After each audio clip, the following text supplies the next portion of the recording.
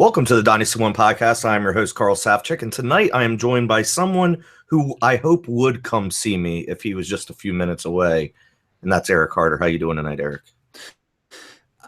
Sorry. Got to side with my guy Jason on this one. I mean, not only has he already elevated himself above you in podcasting, I clearly agree with his takes on when he visits Maryland. Well, I listened to the show yesterday after he was supposed to come hang out with me. And so I didn't know that he had already planned on not hanging out with me and that he told Jared about that. And I mean, I told him I'd come pick him up. I mean, he was like 5 minutes from me. The bar that I frequent is very close to where he was. I told him, hey, get an Uber. If you can't get an Uber, I'll come pick you up. And yet he didn't. You can't trust Ohio guys. I'll leave it at that. No, you can't. So tonight it's just me and you. We're just going to go over news and notes, and there definitely is some intriguing news to go over. And then we're going to try a new segment, which I know this is weird, but you came up with this one. Yeah, crazy. You never come up with segments, do you? And I actually do like this one. This is who we were wrong about being wrong about. Do you have a good synopsis of what that means? I mean, I guess it is kind of self-explanatory, but. Well, yeah, I mean, honestly, I understand that we're playing dynasty football and we'll always have that long-term approach in the back of our minds. But even within a year, there are these microcosms of a couple of games, and maybe there's a guy that you were really high on or a guy you were really low on, and they just didn't perform the way you thought they were going to perform in the first couple of games of the season. So you said, all right, you know what? I don't want to be completely reactionary, but I have to be somewhat reactionary. We have evidence now. And then so you kind of change your viewpoint. You kind of change your dynasty values to align with how the player is producing or not producing. And then suddenly, we have a few more games and things change and you were essentially wrong about being wrong because you tried to make an accurate judgment. You didn't want to be totally stalwart in your beliefs, which I do think is an important thing because admitting that you're wrong, if you don't ever admit that you're wrong, you're never going to learn things. But sometimes your gut is correct. Yeah. It's going to be a fun one. I'm already looking at the names you put down. You know the names that I put down. It's going to be a fun one. But let's go over some news and notes. Sammy Watkins returned to the field this week and led the Bills in receptions with 3 and receiving yards with 80. Are you comfortable playing him down the stretch of the fantasy playoffs? And while we're on him, I mean, we are a dynasty podcast. How are you viewing his long-term outlook? So you use the word comfortable, and I would not be comfortable per se, but truth be told, outside of a very small handful of guys, I'm not that comfortable with a lot of people on a week-to-week basis, but the odds are you don't have 3 to 4 more reliable options than Watkins.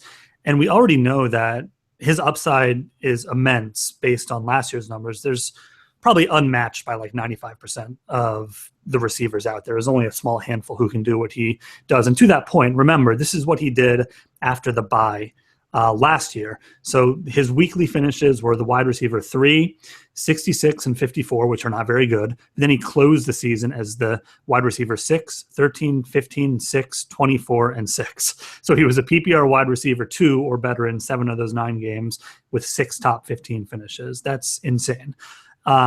He's in largely the same offense. They have a plum schedule coming up: Oakland, Pittsburgh, Cleveland, Miami.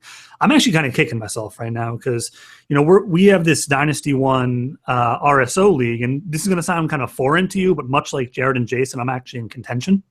So I deactivated him, and in RSO, if you deactivate someone, you cannot actually get them back. I think due to the salary cap implications. So he would be really nice to have, especially after losing Alshon Jeffrey and having some other guys nicked up. So like I said, I'm kicking myself a little bit. And owners who are patient, who didn't sell low, he'll probably be starting for them down the stretch. Yeah, I don't know what contending is in the RSO league. I think our friend Booger beat me again this week. And actually, I welcomed him into my home league. And he looks like he's going to make the playoffs. He just beat the only undefeated team to kind of get into that 5th, 6th seed area. Yeah, I mean, you're not going to be comfortable starting, like you said, comfortable starting anybody. But look, he has the rapport with Tyrod. He's pretty much the only option on that team in the passing game outside of maybe Shady McCoy coming out of the backfield. I'm happy to have him back in my home league. where we can start up to 5 receivers. So, I mean, I have OBJ, Amari Cooper. I just traded. Oh, how about tell me what you think about this trade? I know I'm getting sidetracked a bit, but I traded Alshon Jeffrey for Doug Baldwin and Devin Funchess.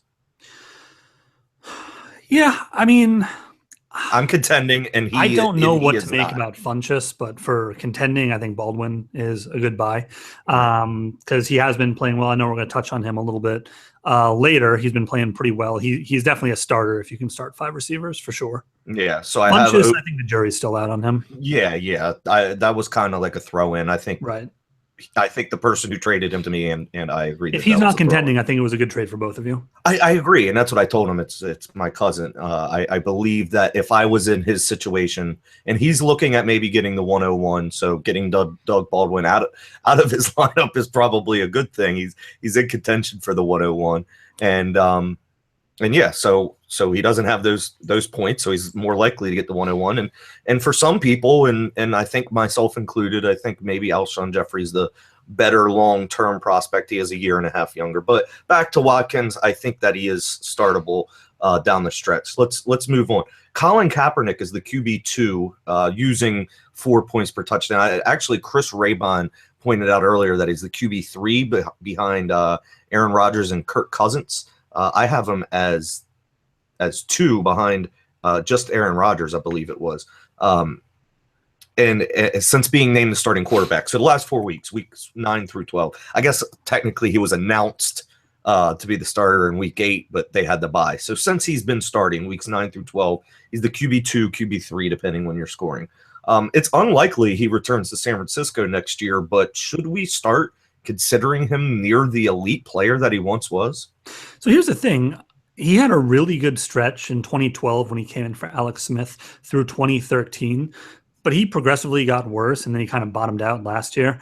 I don't know if I would ever say he was elite. I think he was elite in fantasy, which I guess is what we're talking about, but you and I are both in agreement that we take actual NFL gameplay a little bit more into account. And much like when Terrell Pryor played quarterback, he was useful in fantasy in large part because of his rushing ability. And that's great and all, but it's certainly not winning. If you believe in the hashtag QB wins, it's certainly not really winning any games for the 49ers.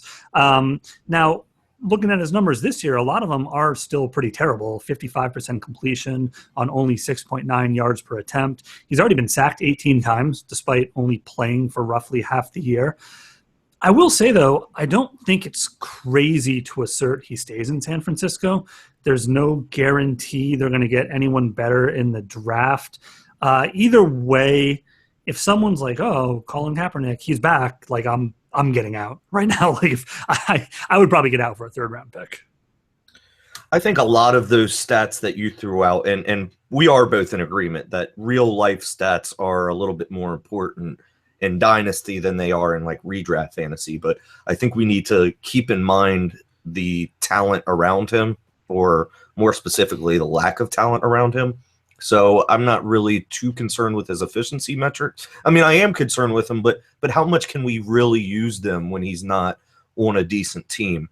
I think he is coming back to form a little bit, and I'm not getting too excited. But like, who would you rather have, Colin Kaepernick or Jimmy Garoppolo? Probably Kaepernick, because I have no idea how much longer Brady's going to start. I mean that in terms of, I think it could be years still. Really? I mean, honestly, there's no reason to, like, he's fanatical about keeping himself in shape, and it doesn't really look like he's lost anything off his fastball. That's for damn sure.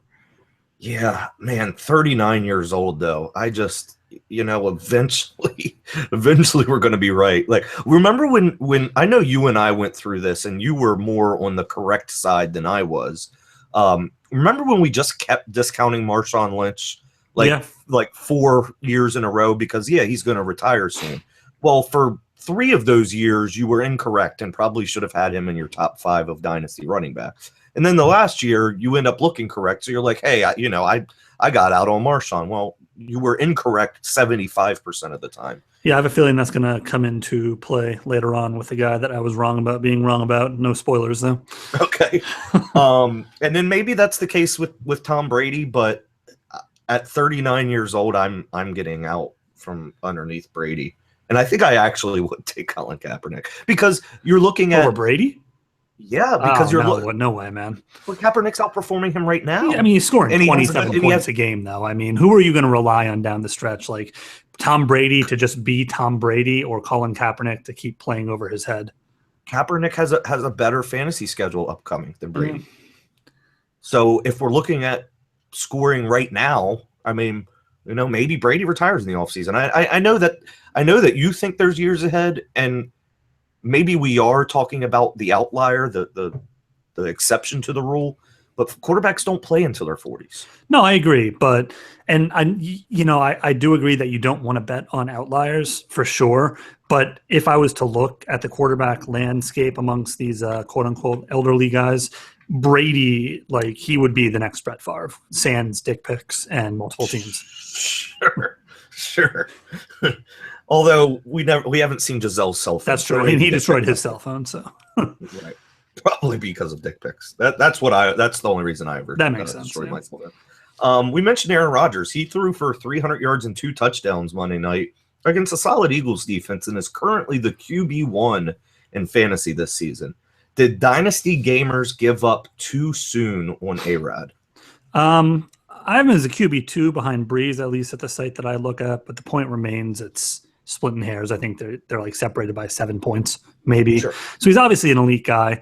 He's been an elite guy apart from a couple of bad games.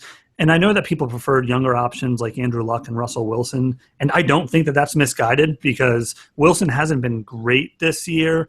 Obviously, that's been a little bit surprising. He's been a little bit nicked up. But typically, he's very good. He was actually better than Rodgers last year. Luck is generally pretty dominant when he's healthy. And again, they're younger. But I think the problem is that if you have a one-off position and you pay big money for an asset, and for a quarterback, spending like a top 4 or 5 round pick is big money, for a position that you're only starting one guy. It's not unreasonable to expect immediate results. And especially when it's a guy who has that name brand recognition like Rodgers. So I understand why people were getting a little bit disillusioned, but I want to turn this around a little bit and ask you a question that's tangentially related. Are you now asking yourself the same questions about Cam Newton that people were asking about Aaron Rodgers? So he's a QB 15 on the year. Are you saying, are people going to be giving up on Cam Newton? Is that your point? I don't understand. Are people going to be, because he was, I think, the consensus QB1 throughout the offseason in Dynasty. Yeah, sure. But I guess my answer to that, and I know it's not, I know it's kind of answering a question that you didn't ask me, is I'm just never going to spin that on a quarterback. Yeah, that's fair. And we see this all the time. I mean, it was Andrew Luck last year was the first round dynasty pick and startup, and some people were arguing that he should have been the 101, and then now he's a 5th round pick. Well, then Cam Newton had a great season and was escalating into the 2nd round, and basically the same way people were valuing Andrew Luck, except for more people were realizing that you need to take a QB later, and then he moved back. I mean, we've seen this year after year. I'm baffled why people still cling on to the early QB. And I think that's a large part of why people get upset when the elite guys aren't performing, because you're like, holy hell, I could have had Phillip Rivers. I mean, Ben Roethlisberger was a little bit expensive-ish, but you could have had a guy like him for much later. And I mean, obviously Dak Prescott is an outlier, but Dak Prescott was probably undrafted. He was probably a waiver wire guy unless you play in Superflex. But there are these types of guys that you could have gotten. Even Drew Brees, who is the QB1, could have been had for like QB8 prices. Yeah, in Dynasty for sure. And Kirk Cousins and Matt Ryan could have been had very late. Ryan, exactly. All right. Yeah, I mean, I guess I asked these questions like, okay, did we give up on Aaron Rodgers too soon? But really, I was giving up on that whole top tier QB position. So I guess the answer is no.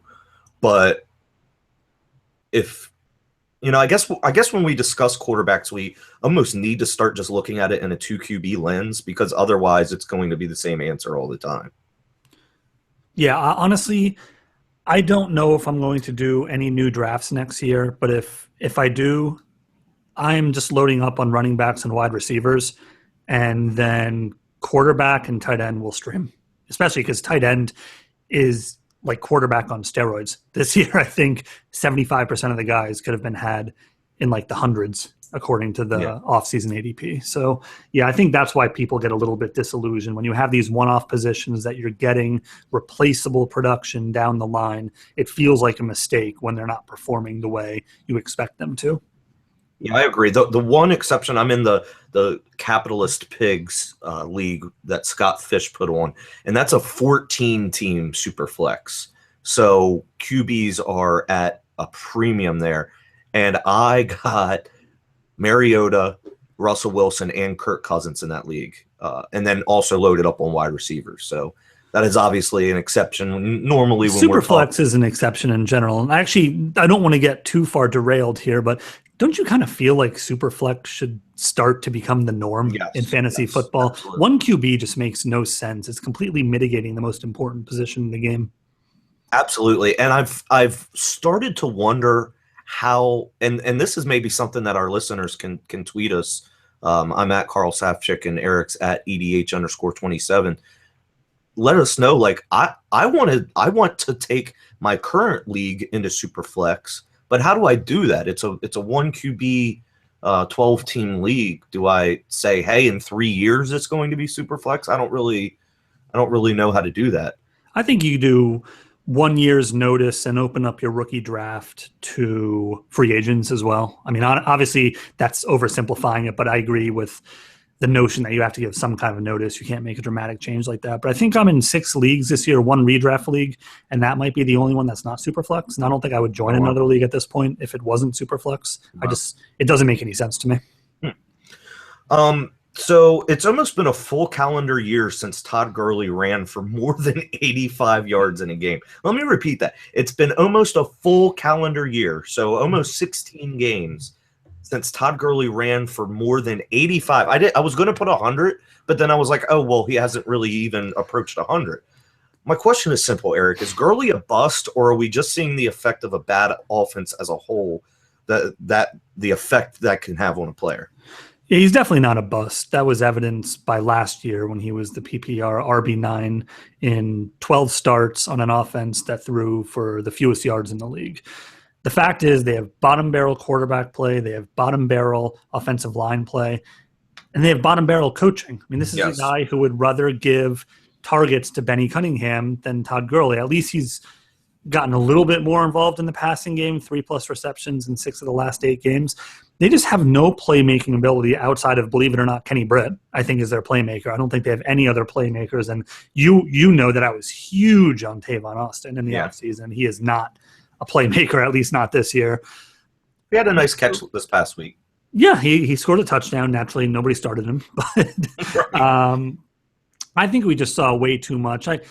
I guess you could worry a little bit, like, is it getting into his head? I remember he said maybe like a month and a half ago that he feels like he sees 12 defenders out there or something like that. I mean, we've seen a little bit of this year. Like Nelson Aguilar apparently needed a week off to get his mind right. I think Greg Robinson, who was also pretty bad in general, did the same thing on the Rams at the tackle position. So maybe – I don't know. I don't know what the answer is. I don't remember ever hearing about that. And you're right. That was recent. That literally just came out. No. I'm saying I don't remember ever hearing about players needing time off. Am I naive? Or I don't know if it's them needing time off, more so that it just there is. It's funny because we have a lot of people who value players based on what they can do at the combine. Mm-hmm. And we all know that there are intangibles. They don't score us points, but there are intangibles. There's more to being a good fantasy player than being big and fast. And especially for young players, there's a mental side to the game. And I think what you can see with some of these guys who aren't seeing the same successes that they had in college, or even a guy like Gurley who had these successes last year and isn't this year. And again, take this with a huge grain of salt that I am purely projecting this onto him. I could see for a 22 or 23-year-old kid who's not playing very well to have it affect his head. And maybe, the offseason will bring some much-needed clarity. Maybe more importantly, the Rams will get better on offense. Hell, maybe they'll actually get a new coach who knows what he's doing. But I I don't think you can call him a bust. I just think we've seen more from him in like 4 games last year than we saw from a true bust like Trent Richardson over his whole career. Yeah, I mean, at least in a 2016 sense, he's definitely a bust. But we're talking Dynasty. We're talking, do you think he can come back from this? If people are selling him, I think he will wind up being a guy that we were wrong about being wrong about. Right. Speaking of, instead of people I was wrong about being wrong about, this may be a player that I was just wrong about. Davante Adams is 0.3 PPR points away from being a top 10 wide receiver. That is to say that he is currently the wide receiver 11. Is this the version of Adams we should become accustomed to?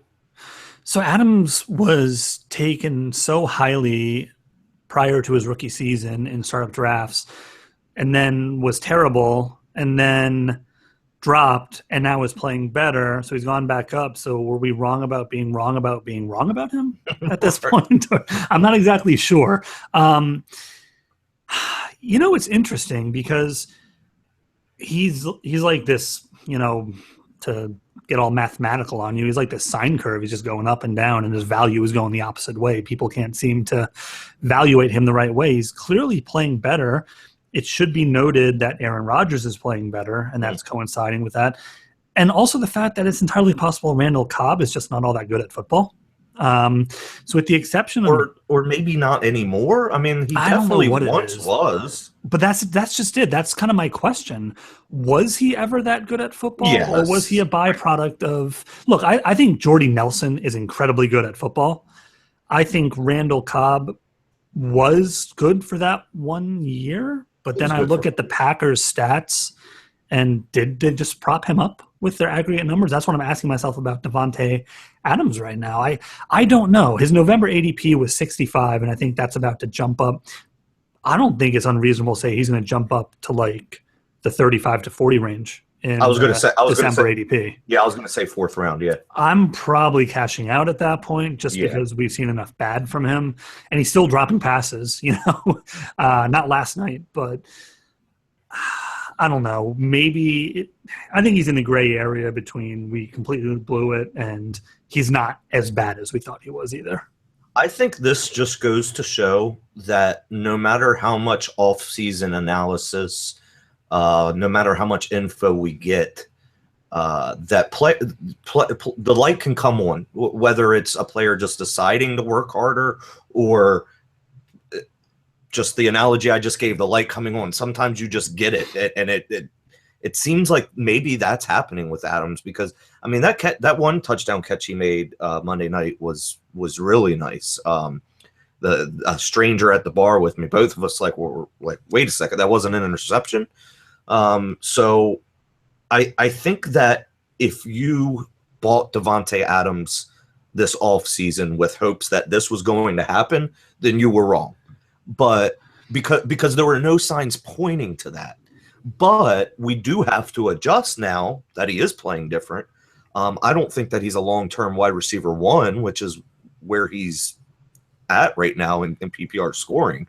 But I do believe we need to adjust. I mean, he might be a high-end wide receiver 3 for the next 3 to 4 years. So I haven't done my rankings since the last couple. I did tinker with my rankings last week, but I think that we do need to adjust a little bit, and I think that he should be moving up a lot of people's rankings.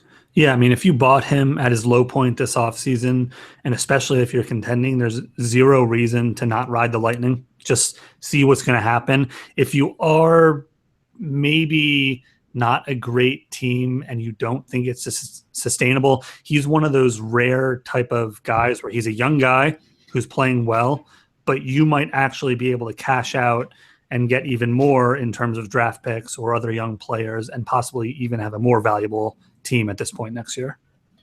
Yeah, I agree with that. So let's do this debut segment, Eric. Who were you wrong about being wrong about? All right, so the first guy that I believe I was wrong about being wrong about is Marvin Jones. And if you recall, I think it was when we had Ryan McDowell on, we had a segment about what we were wrong about. And first guy I came up with was, in fact, Marvin Jones, because he was completely beasting over the first few games of the season. And ever since then, absolutely nothing. So a little bit about those games. In those first 3 games, and obviously we've now had 11 games for the Detroit Lions, 56% of his yards came in those first 3 games. Since then, he's been at 54 yards or fewer in 6 of the 8 games since, with only 2 touchdowns over that time. He's only exceeded 4 receptions once over that time. And so he's fallen all the way from probably being the PPR. If I had to guess, I didn't go back and look at what he was in week 3, but he was probably the PPR wide receiver 1. If I had to guess at that point. Now he's the PPR wide receiver 29. He's only 7 spots ahead of teammate Golden Tate and 11 spots ahead of teammate Anquan Boldin, who was my dark horse to actually lead the team in PPR points. They're all within basically one tier of one another. Yeah. So, yeah, he has not been helping owners. He's actually been more of a roster clogger than anything. So I think people feel like they have to keep starting him because they saw what he did earlier in the season. But he's largely been garbage ever since week 4. Yeah, I remember you being off Marvin Jones. I was off Marvin Jones entirely. I took him in one MFL 10 after that big preseason game because I just said, let me get one share of him. But yeah, I'm with you. I even preferred Sanu in Cincinnati when they were both there together. And Sanu's having a little bit better year than what most people thought. And Marvin Jones is not since the first couple weeks. My person that I was wrong about being wrong about. I like saying that, by the way. I was wrong about being wrong about. Is Kelvin Benjamin. This is somebody who I pretty much, for lack of a better word, I trashed him during the offseason, probably the past 2 off seasons. He started off the first 2 weeks of the season as the wide receiver 1. And now he is the wide receiver 22, I believe, from weeks 3 till – what are we at now? 12 weeks, 3 to 11. He was the wide receiver 48 during that 8-game span. And actually, a little nugget. I should bring this up here, but I'm obviously going to botch it. The Panthers, since 2013. Wait. Okay, give me your next one. I want to come back to Kelvin Benjamin. No, because I really want to give you this stat. And maybe I could find it if I just bring it up. Let me talk about Benjamin a little bit to have a little bit of a counterpoint to what you were saying. Here it is. Let me say this first. And I don't want to get all hashtag wide receiver wins with a Z, but I do want to say this. I don't know if you saw that I put this out. Since 2013, the Panthers are 27-5 without Kelvin Benjamin and 12-15-1 with him. Yeah, I mean that's a stat. I don't know. Thank you. That might be the best praise that I could deserve for something like that. Yeah, that's a stat. Mean, they have. It's interesting because, I mean, this year I think they just put 2 more O-linemen on injured reserve. The center and the backup center just went on injured reserve this week, and so I don't know how much of it's Benjamin. Obviously, he is the focal point of the offense when he's out there, and we know he's not always been the most efficient guy. But I will say this. Yeah, he was red hot to start the year, and he's definitely cooled off. But in 7 of his last 8 games, he's had at least 70 yards or a touchdown. So I actually think that we know he can score touchdowns. And so if we see a little bit of positive regression in that regard, I could definitely see him settling in like that wide receiver, like 14 to 18 seasonal range, as long as Cam Newton keeps giving him volume. So I definitely think that when you said, I mean, I was more wrong, I think, than you were, because I overcorrected to the point where I was ready to call him a dynasty wide receiver 1. I don't obviously think that that's true anymore. He's clearly not like as bad. He's still a wide receiver 2 on the year, but he's obviously not nearly as good as he looked those first couple of games.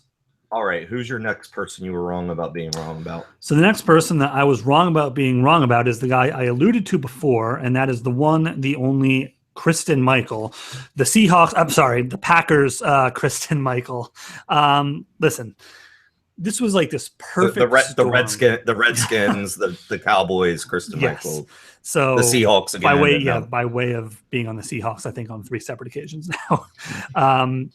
So it was this perfect storm in the offseason. He looked good in the preseason. Thomas Rawls was recovering from injury. CJ Prosise missed a lot of the offseason and missed a few games to start off the season as well. And look, Christine Michael looked good early on. He had at least 85 total yards in 4 of his first 5 games, 5 total touchdowns over that time. And then everybody got healthy and he was cut.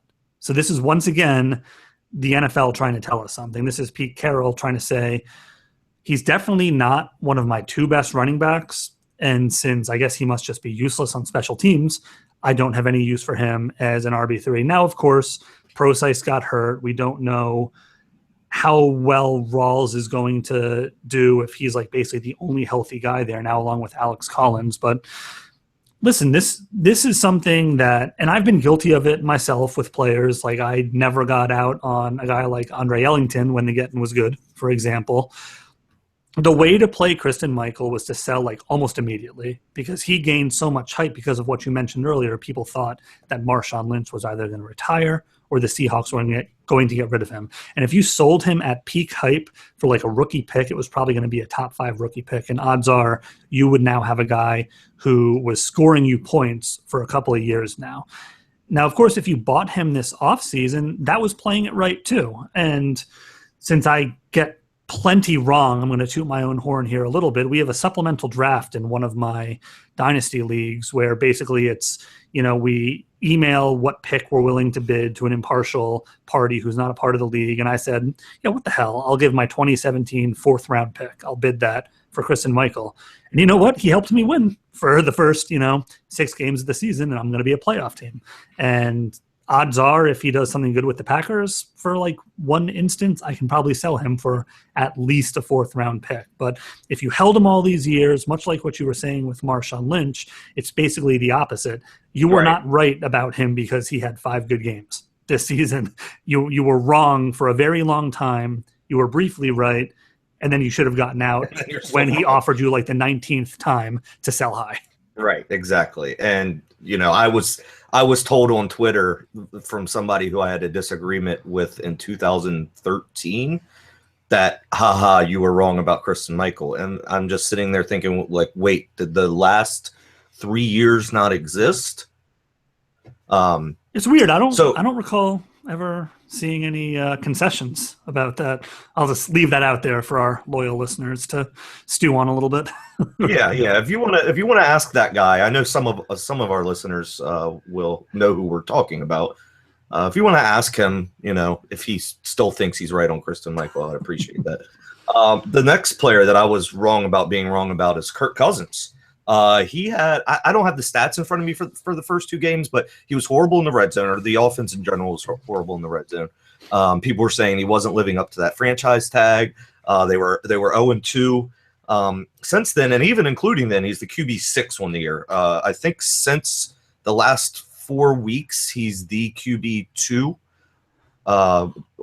If you, like I said, me and Chris Raybon had this discussion earlier. Going on DraftKings scoring, he's the QB2 over the last 4 weeks. But he's second in the league in passing yardage, just right behind Drew Brees.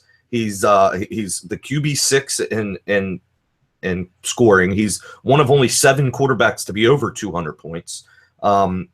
This is a player. There was a discussion on local radio today about whether they should give him the big contract or not. One radio caller, just an average Joe, called in and said, let's hypothetically say Kirk Cousins is a system quarterback. He's doing well because of the offensive line and the weapons he has and, whatever else. Who cares? That's a good thing, right? So, I don't think he is a system quarterback, but he is adapting to the one that he has. And I'm valuing him at basically a top 10 dynasty quarterback at this point. Yeah, as you know, I've been low on Kirk Cousins for a while now, and I still don't believe that like his NFL quarterback rank matches his fantasy quarterback rank. But we are playing fantasy football, and he's certainly playing better than I expected him to. So I am being stubborn, and I understand that it's largely due to nothing more than ignorance at this point. He has quite possibly the best set of passing game weapons in the game. I think that's fair to assert that, and that's without Josh Doxson, who is going to come back next year.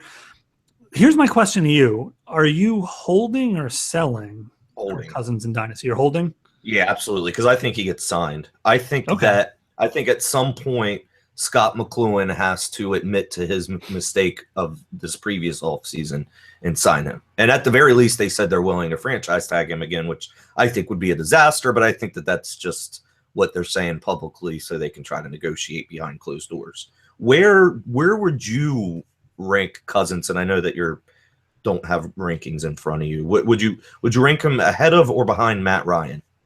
Probably behind. Me too. I just think I've seen more out of Matt Ryan over his career. That last year is looking like an outlier. I have Kirk one spot behind Matt Ryan, but I think you could kind of throw them in a hat, especially since Kirk Cousins is outscoring him as of late. How about Matt Stafford? Probably Cousins. Yeah, and I have him one spot ahead of Stafford. And then I have right after that, I have Roethlisberger, Breeze, Rivers, which... I mean, I would have all those three guys ahead because I don't look that far advanced in quarterback. And I guess, I don't know, again, if it's more track record than anything, I just feel like they've earned more benefit of the doubt, especially Breeze. I mean, the guy's been a top 5 quarterback like every year for the past, 10 years? Sure, so, but Cousins is almost a decade younger. Yeah, no, that's fair. It's not as if you're getting like just a couple extra years. Okay, so let me ask you, does this make sense? I think the gap between Breeze and Cousins is larger in a start 1 QB league than it is in a super flex league. Sure, yeah, no. And can you explain that? I know what you're saying. You might be able to articulate it better than I will. So in a start 1 quarterback league, there's probably going to be guys who on a weekly basis you could find on the waiver wire to start, depending on how deep the league is, of course. But odds are you have 3 guys rostered, and you might even have a guy like Phillip Rivers as your number 2.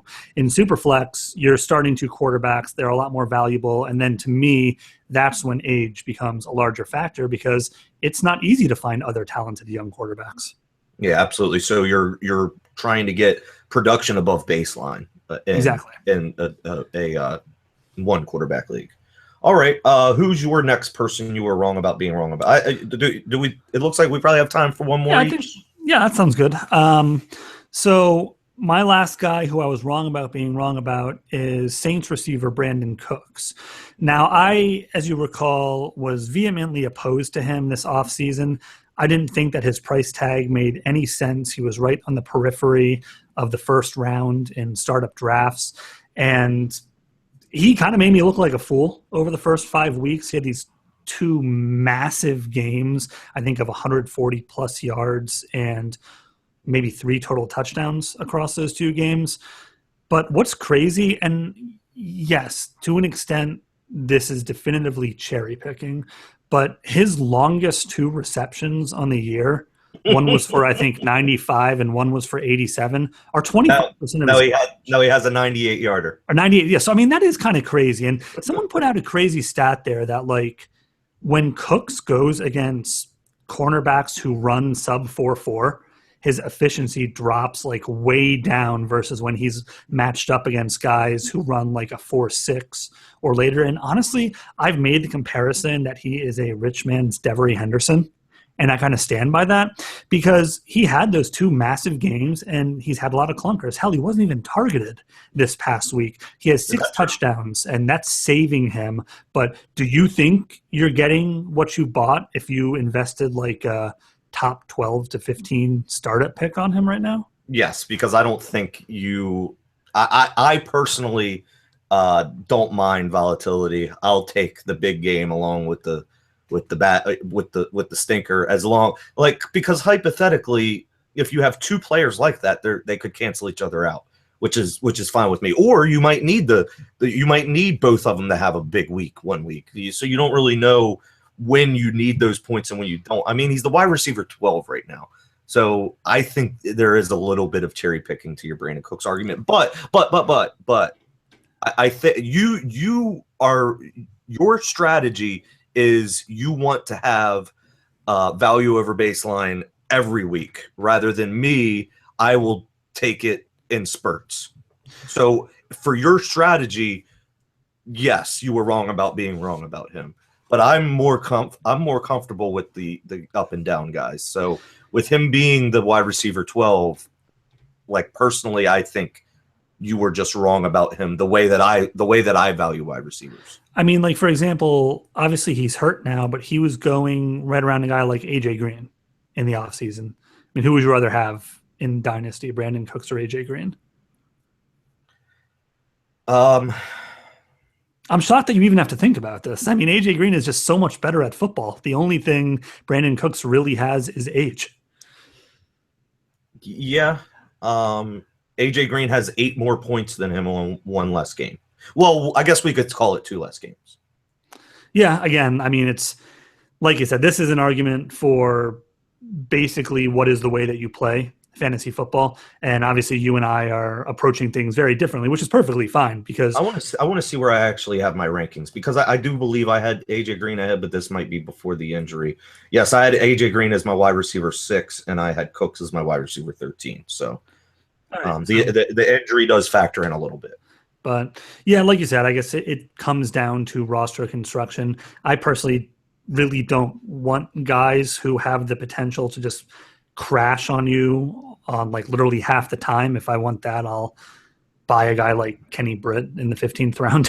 but look at it this way. So if you're a contender this season, you obviously want Brandon Cooks as opposed to AJ Green. Like just in that one time frame, you'd obviously rather have Brandon Cooks. If you're a rebuilder, are you really saying that you'd much rather have AJ Green? So I don't really see the scenario where it's that much more obvious. Like you would have to be like my team in Capitalist Pigs. I haven't dubbed a term for it yet, but I am not contending. But I'm definitely not a rebuilder. I mentioned I had Russell Wilson, Mariota, and Kirk Cousins in a 14-team superflex. I also have Keenan Allen, OBJ, Alshon Jeffrey, and Deshaun Jackson. I have Perriman. I have a lot of great receivers. So I'm not going to make the playoffs this year, but I'm not like I would have to be in that specific instance to rather have AJ Green over Brandon Cooks. If I'm a complete rebuilder, I'd rather have Brandon Cooks. If I'm a contender this year, I'd rather have Brandon Cooks. So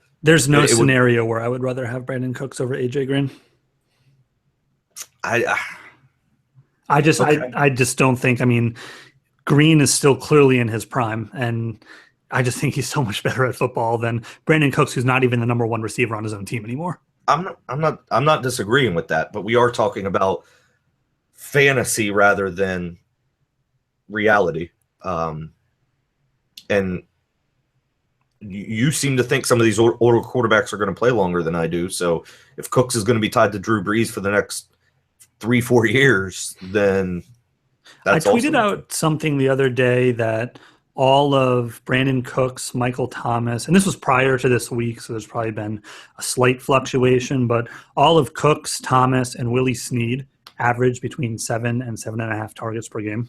Wow. So that just tells me that I think they know where their bread is buttered at, because Kobe Fleener is just straight hot garbage. Yeah. So the 3 of them can have value, but if Mark Ingram keeps playing the way that he's playing, there are going to be weeks where even when they score, a 50 burger like they did this week, not all of these guys are going to have value.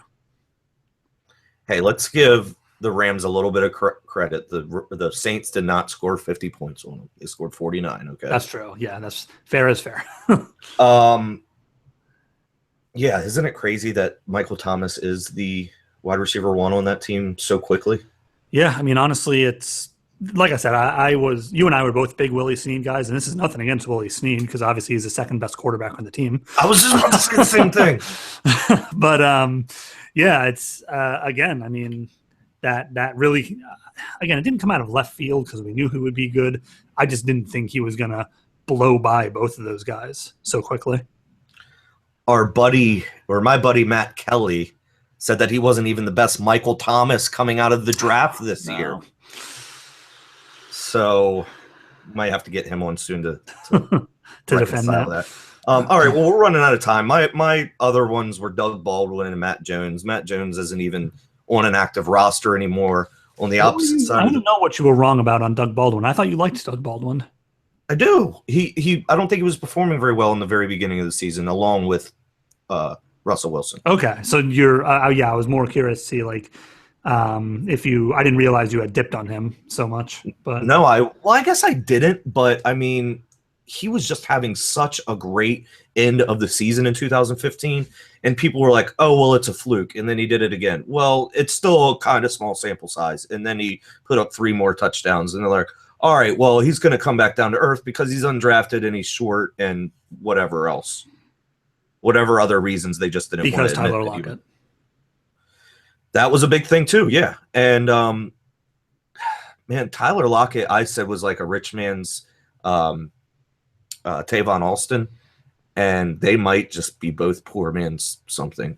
Yeah, but no, with Baldwin, he still has roughly the same market share of yards, receptions, and touchdowns as he did last year. But like you said, the offense as a whole has just not been playing nearly as well. So he's another.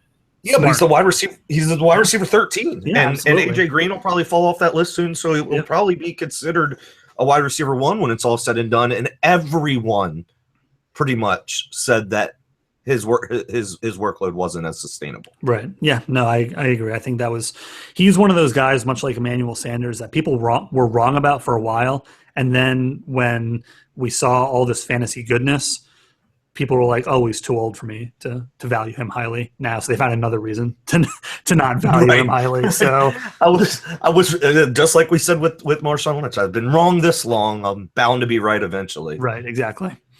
And exactly the same with Kristen Michael. I mean, somebody was wrong for 3 years. 3 years. Not that we here at the Dynasty One podcast hold a grudge. No.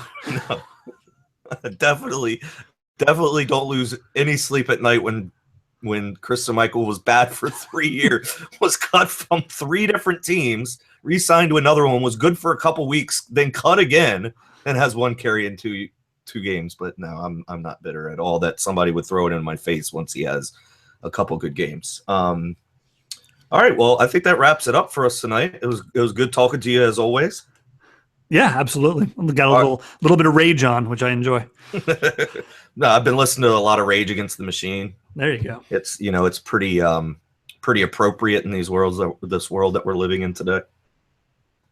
Well. All right. The train's gone off the tracks. Everybody, thank you for listening. You can follow Eric on Twitter at EDH_27. You can follow me as always at Carl Safchik. Follow the Dynasty One podcast account at Dynasty, the #1 podcast. Thank you, everybody, for listening. Have a good week. Cool. Oh, man.